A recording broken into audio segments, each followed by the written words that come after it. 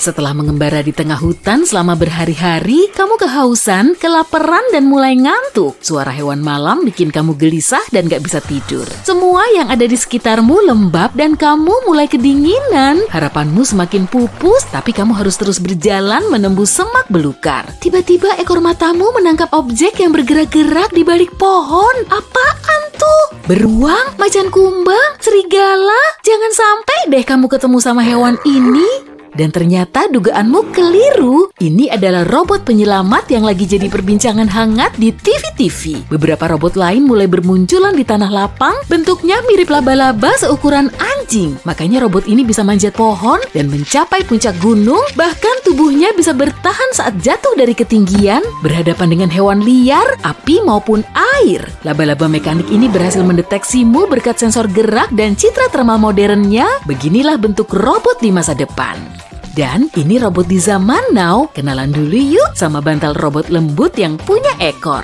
Robot ini bisa bergerak dan ngelipet ekornya saat kamu sentuh loh. Lalu apa ya misi selanjutnya? Kolonisasi Mars? Bagus, udah siap nih. Kalau aku sih mending ambil bantalku aja deh. Saat lagi jogging, kamu pernah kepikiran pengen makan tomat gak sih? Kemungkinan besar sih enggak, iya kan? Tapi desainer Jepang udah bikin robot tomatan tuh. Kamu harus menggendongnya di punggungmu mirip tas ransel. Selama berlari, kamu cuma perlu mencet tuas khususnya biar si robot bisa nyuapin tomat ke mulutmu. Dan kamu tinggal hap aja.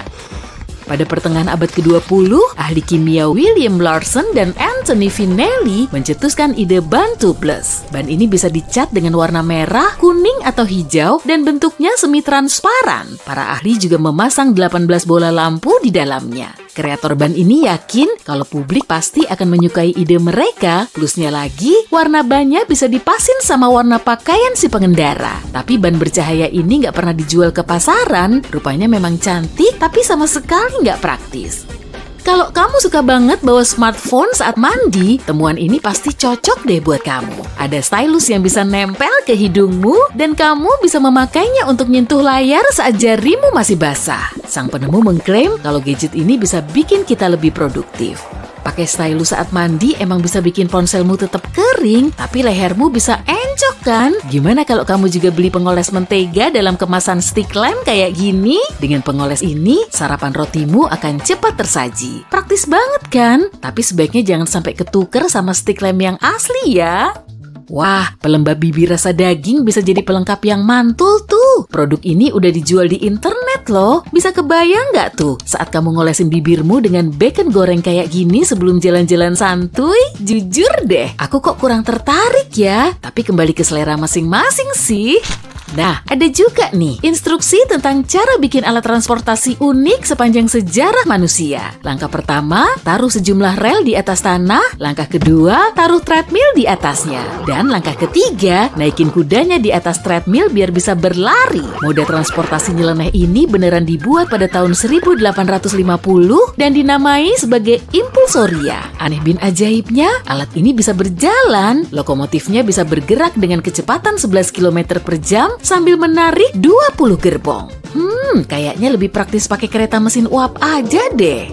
Pada tahun 1975, Gary Dahl punya ide brilian. Saat itu dia masih bekerja di bidang periklanan, jadi dia mulai menjual batu halus dari salah satu pantai di Meksiko sebagai barang peliharaan. Sejumlah orang mulai menyukai idenya karena mereka nggak perlu repot-repot ngajakin batu ini jalan-jalan. Sang pemilik juga nggak akan mendengar gonggongan berisiknya setiap pagi. Batu ini juga nggak perlu dikasih makan. Jadi mereka cuma perlu memajangnya di rak agar parasnya terlihat cantik. Mantul kan? Si pengusaha berhasil menjual 1 juta pet rocks kayak gini dengan harga sekitar Rp60.000 per unitnya.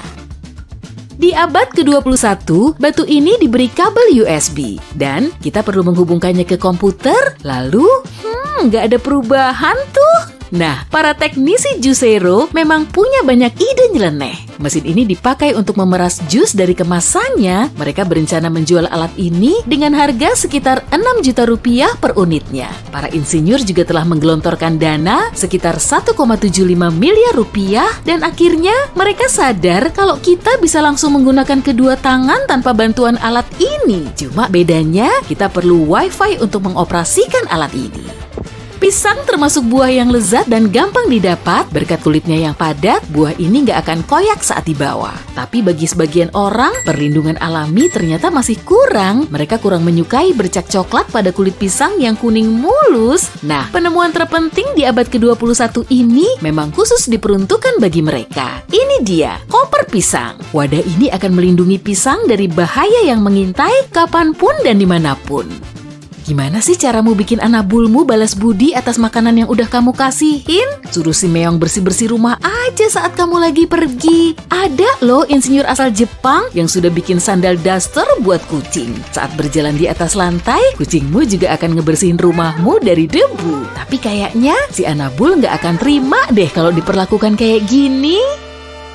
Pelukan sangat bermanfaat bagi kesehatan karena bisa ngilangin stres dan membantu memproduksi hormon bahagia alias endorfin. Tapi kalau kamu masih jomblo dan gak ada kerabat terdekat, kayaknya bakal repot deh. Padahal kamu pengen banget dipeluk. Gimana dong? Untungnya para ilmuwan udah bikin robot Hugibot setinggi manusia dewasa. Robot pelukable ini juga bisa tersenyum loh, karena memang dibuat khusus untuk bisa dipeluk. Kamu cuma perlu bilang, peluk dong. Nanti si robot juga bakal ngasih kamu pelukan hangat.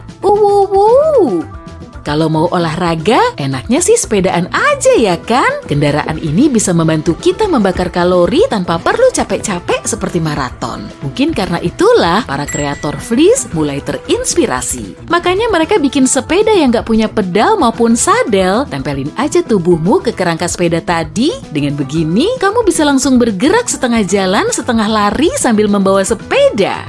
Monowheel dibuat pada tahun 1869, 36 tahun lebih tua dari restoran pizza pertama di Amerika Serikat. Monowheel memang kelihatan bagus, tapi cuma sebagian orang yang akan berani menaikinya. Si pengemudi akan kesulitan ngeliat jalanan dan geraknya juga nggak stabil.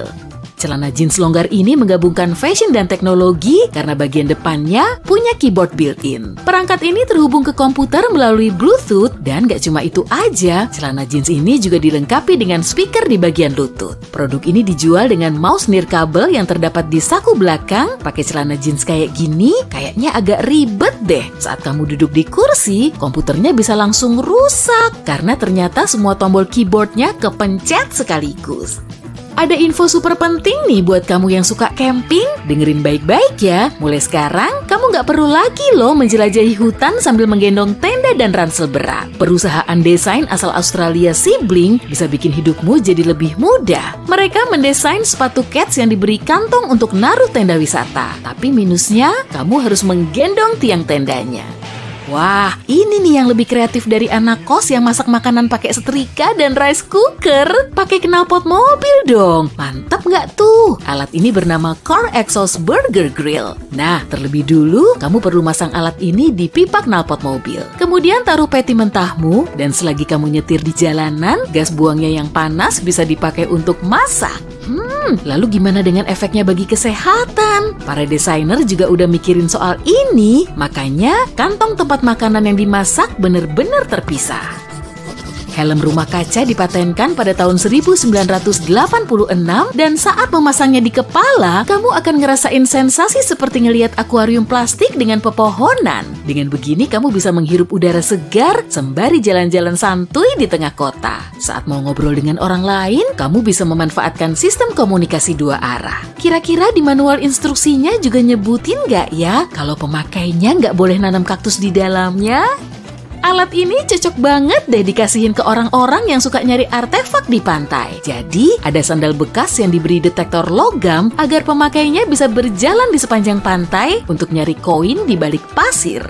Tutup kepala ini kemungkinan bisa mecahin masalah utama yang kita hadapi dengan menjawab pertanyaan ini. Gimana sih biar remote TV dan AC nggak hilang terus? Jadi alat ini dipasangi tali velcro untuk menahan remote, tapi masalahnya muka kita akan kelihatan aneh kalau pakai alat ini.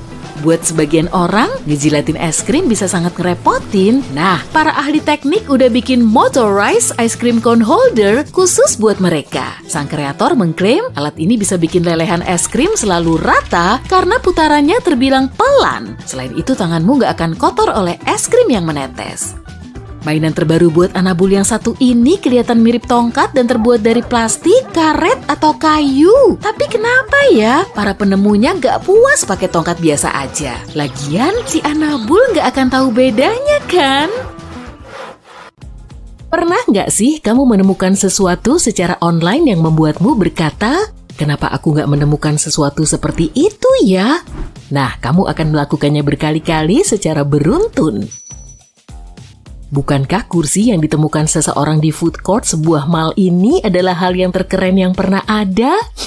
Kamu nggak perlu meletakkan tas di lantai atau memeriksa setiap 2 menit apakah tasmu jatuh dari kursi. Taki kecil, perbedaan yang besar.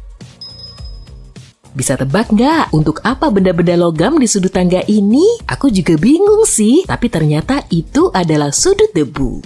Dan enggak, benda-benda itu ada di sana bukan hanya sebagai elemen dekorasi bergaya Victoria yang mewah. Benda-benda ini benar-benar mencegah debu menumpuk di sudut-sudut tangga sehingga memudahkanmu untuk menyapunya. Wajan ini tampak agak aneh ya, tapi sebenarnya ini sangat brilian loh. Kamu tahu ketika kamu menggoreng daging untuk hamburger dan butuh waktu lama untuk menghilangkan minyaknya? Nah, bentuk ini membuatnya sangat mudah untuk meniriskan semua cairan menjijikkan itu tanpa masalah. Gak perlu lagi ngorek-ngorek wajan. Kalau suka kentang goreng, kamu pasti suka yang satu ini. Bukankah mangkuk mini untuk saus di atas kemasannya itu sangat keren? Berapa banyak pakaian yang kamu rusak saat mencoba melepas labelnya? Hal itu nggak akan terjadi lagi kalau pakaian barumu seperti yang satu ini. Label ini ditempelkan pada sepotong kecil kain dan bukan pada pakaian itu sendiri. Jadi meskipun kamu salah gunting, baju barumu akan tetap aman. Selain itu, nggak akan ada bekas yang membuatmu geli. Sebelum bilang kaos ini cacat, karena kedua kancing ini berbeda dari yang lain dari segi warna, berikut ini ada kabar baik untukmu. Sebenarnya ini adalah salah satu desain yang brilian. Kancing ini dibuat berbeda agar kamu bisa menyusunnya dengan lebih mudah. Mengemudi di jalan yang licin bisa jadi rumit dan berbahaya, tapi dengan mengetahui apa yang ada di depan, kamu akan lebih waspada dan lebih mudah melewatinya. Peringatan S ini berubah warna menjadi biru saat cuaca di luar membeku, sehingga kamu tahu apa yang akan terjadi. Mencoba mencolokkan drive USB terutama saat terburu-buru bisa jadi ya menjengkelkan. Tapi yang satu ini dengan ujung yang membulat sangat mudah. Dan ya, kamu sekarang bisa memasangnya dengan 2 cara, ke atas dan ke bawah. USB-C ini menjadi standar sekarang. Kalau pernah mencoba merakit segala sesuatu yang melibatkan baut, sekrup, dan sejenisnya, kamu tahu salah satu dari benda-benda kecil itu dapat membuat perbedaan besar. Terutama kalau ada yang hilang. Jadi terima kasih kepada siapapun yang menemukan desain set ini yang dilengkapi dengan bagian terpisah untuk suku cadang.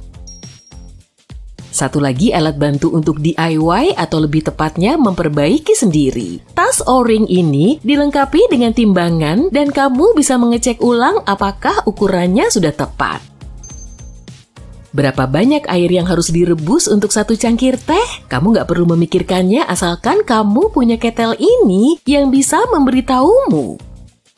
Tapi kalau kopi ceritanya berbeda ya. Jangan kaget kalau membeli salah satu mesin pembuat kopi Italia yang mewah dan mereka bilang mesin itu untuk 2 cangkir dan 1 cangkir hanya untuk 1 tegukan. Cangkir espresso yang asli seharusnya nggak lebih besar dari 2-3 ons untuk menjaga agar rasanya tetap kaya dan suhunya tepat. Beralih ke desain jenius berikutnya. Bisa tebak untuk apa pengait kecil di dalam wadah ini? Pengait ini akan menjaga sendok selalu mengambang di dalam tempat whey, kakao, tepung, atau apa saja yang berbentuk bubuk. Sebelum aku menjelaskan penemuan berikutnya, tahukah kamu tempat paling kotor di kamar mandi? Sekilas info, bukan kloset loh. Kita percaya kloset itu kotor, jadi kita menghabiskan banyak waktu dan tenaga untuk membersihkannya. Tapi juara sebenarnya dalam urusan kuman adalah lantai kamar mandi. Sikat gigimu berada di posisi kedua, diikuti oleh gagang pintu, handuk, dan lufa. Itulah sebabnya gagang pintu kamar mandi yang dioperasikan dengan siku ini sangat brilian.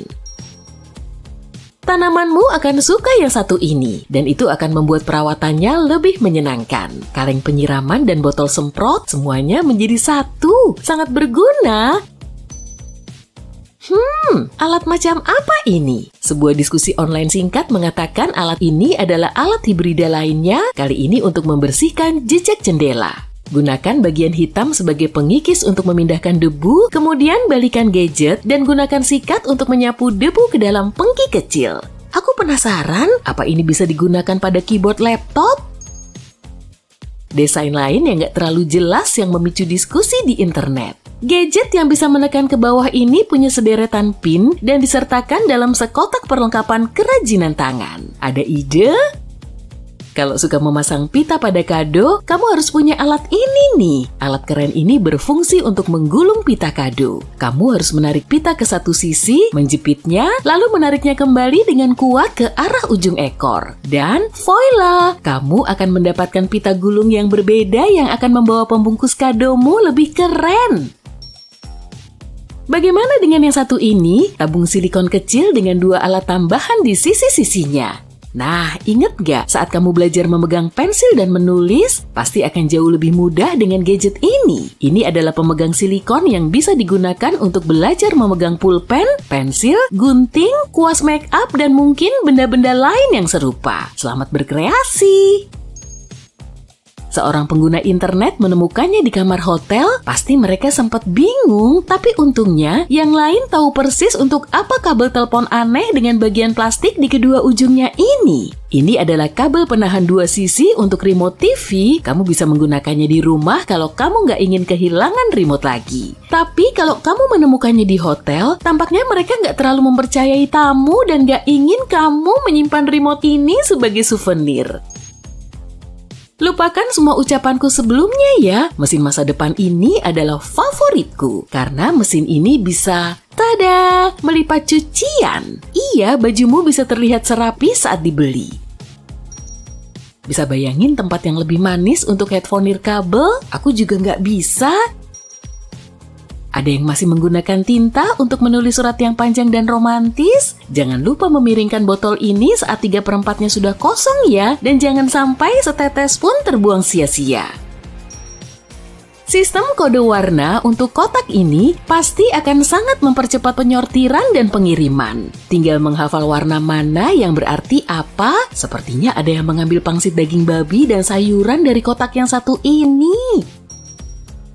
Metro Washington DC membawa ide ini ke tingkat berikutnya dan menguji sistem kode warna pada pegangan tangan mereka. Mereka mengganti pegangan tangan tradisional berwarna hitam di satu stasiun selama akhir pekan. Warna merah untuk jalur merah, kuning, dan hijau. Ya, kamu benar, untuk kereta jalur kuning dan hijau. Hal ini dimaksudkan untuk membantu penumpang menemukan eskalator mana yang mereka butuhkan untuk mencapai peron yang tepat dengan lebih cepat. Penggemar hiking, sepatu ini cocok untukmu. Sepatu bot ini berubah dari sepatu kets biasa menjadi sepatu yang sempurna untuk berjalan di atas es. Paku-paku kecil ini menyelamatkanmu agar kamu nggak tergelincir dan hilang. Terima kasih yuk kepada siapapun yang mendesain penggaris dengan ujung yang ditinggikan. Sepertinya mengambil penggaris dari atas meja nggak sulit lagi nih. Kalau ada anggota keluarga yang belum bisa menjangkau wastafel, kamu mungkin ingin membeli perabot kamar mandi yang keren ini. Iya, anak tangga ini bisa ditarik keluar seperti laci. Dan jangan keluar dulu, kamu akan suka toilet dengan wastafel built-in ini. Cuci tanganmu dan airnya akan digunakan untuk menyiram kloset. Cerdik! Bisakah aku membuatmu tertarik dengan penemuan yang berguna ini? Ini adalah pengiris alpukat. Potong cemilan sehat favoritmu menjadi 2, buang bijinya, dan kemudian sendok irisannya. Keren! Lebih dari 100 tahun lalu, anak laki-laki berumur 11 tahun meninggalkan gelas minumnya di teras rumah saat malam dingin. Gelas itu berisi larutan soda bubuk dan stik pengaduk. 20 tahun kemudian, Frank Epperson si pelupa mempresentasikan es loli hasil temuannya di sebuah taman di California. Tidak ada catatan yang menjelaskan rasa aslinya, tapi inilah yang terawal. Cherry jadi rasa terpopuler, lemon, jeruk, pisang, semangka, anggur, dan bahkan root beer. Cookies Choco Chip sedikit lebih baru karena ditemukan pada tahun 1930-an. Ruth Wakefield, pemilik restoran terkenal bernama Toll House Inn, dianggap sebagai penemu cookies lezat ini. Ada berbagai cerita yang melatar belakangi penemuan ini. Salah satunya mengklaim Ruth kehabisan coklat merek Bakers, lalu menggantinya dengan coklat basic semi-sweet. Coklat itu diharapkan bisa meleleh, tapi nyatanya tidak. Cerita lain menjelaskan kalau butiran coklat itu kebetulan jatuh ke dalam adonan. Ruth menyangkal kalau cookiesnya ditemukan secara kebetulan. Dia memang sengaja membuatnya begitu. Ada banyak kisah di balik pembuatan keripik kentang. Salah satunya mengklaim kalau makanan ini ditemukan pada tahun 1853 oleh seorang koki restoran mewah di New York. Saat itu, kentang goreng menjadi salah satu menu spesial di restoran ini dan rupanya para pengunjung menyukainya. Tapi salah satu pelanggan tidak puas dengan kualitasnya. Dia mengeluhkan kentang gorengnya terlalu tebal. Saat koki George Crumb, bukan Kram loh ya, menggorengnya dalam irisan yang lebih tipis, pelanggan rewel itu mengeluh lagi. Jadi George sengaja mengirisnya setipis kertas. Karena sangat tipis, kentang goreng itu harus dimakan dengan tangan langsung. Dan ternyata si pelanggan menyukainya. Resep keripik itu pun menyebar. Dan beberapa dekade kemudian, keripik kentang sudah dijual di semua supermarket di Amerika Serikat. Makanan ini pun berubah dari makanan yang disajikan panas menjadi snack cepat saji. Kecap Inggris juga tidak sengaja ditemukan. Dua ahli kimia asal Inggris, John Wiley Leah dan William Henry Perrins, lupa telah menyimpan tong di ruang bawah tanah apotek mereka selama bertahun-tahun. Campuran pertama yang mereka buat tidak bisa dimakan karena rasanya sangat kuat. Tapi campuran dalam tong di ruang bawah tanah itu mengalami fermentasi. Saat keduanya melihat tong-tong itu dan mencicipi isinya, ternyata rasanya sudah tidak terlalu kuat. Bumbu itu sekarang dipakai untuk memperkuat rasa makanan, misalnya chili con carne. Kecap Inggris termasuk dalam rasa kelima, yaitu umami atau gurih yang memang kaya rasa. Tahu sudah ditemukan sejak berabad-abad lalu. Salah satu teori asal-muasalnya menjelaskan tahu dibuat oleh seorang pangeran Tiongkok. Ada juga teori yang mengklaim kalau tahu dibuat dari campuran kedelai giling yang direbus dan garam laut. Garam ini tidak murni dan kemungkinan mengandung kalsium serta magnesium. Bahan-bahan ini membuat konsistensinya mirip dadih. Kisah lain juga menjelaskan kalau garam nigari atau semacam garam laut yang sudah diuapkan kebetulan jatuh ke dalam susu kedelai. Sekarang ini, para dokter meminta kita untuk menjauhi Coca-Cola. Tapi ternyata produk ini ditemukan oleh John Pemberton, seorang ahli medis sekaligus apoteker. Cola anggur Prancis buatan Pemberton awalnya digunakan untuk mengobati luka parah, sakit kepala, dan sebagai penguat saraf. Pada tahun 1886, terbit undang-undang yang melarangnya. John harus mengubah resepnya untuk menghilangkan alkohol. Tapi ada satu bahan yang masih dipertahankan, kacang kola yang menjadi rasa khas minuman ini. Konon, John cuma menambahkan air berkarbonasi ke dalam resep barunya, tapi sebenarnya dia tahu yang dia mau.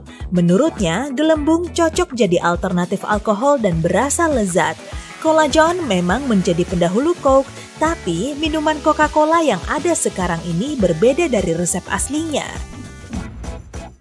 Sandwich juga ditemukan secara tidak sengaja.